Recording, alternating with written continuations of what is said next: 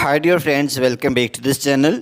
Today in this video I will show you how to set mobile data usage reminder on YouTube application. So without wasting time, let's start video. If you find this video is helpful for you, then please give like this video and subscribe our channel. So firstly open the YouTube application. So after this you can see profile at the bottom right corner. So after this you can see gear options on the top right corner. So click on it. And then here you can see data saving, so click on it. So at the last you can see mobile data usage reminder, so just click on it.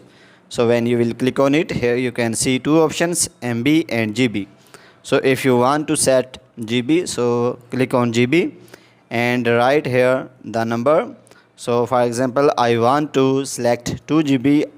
So when I will use 2 GB, so YouTube automatically give me reminder. So after selecting 2, click on OK. So you can see data reminder set for 2 GB. So guys, in this way you can set mobile data usage reminder on YouTube application. So guys, if this video is helpful for you, then please give like this video and subscribe our channel. Thanks for watching.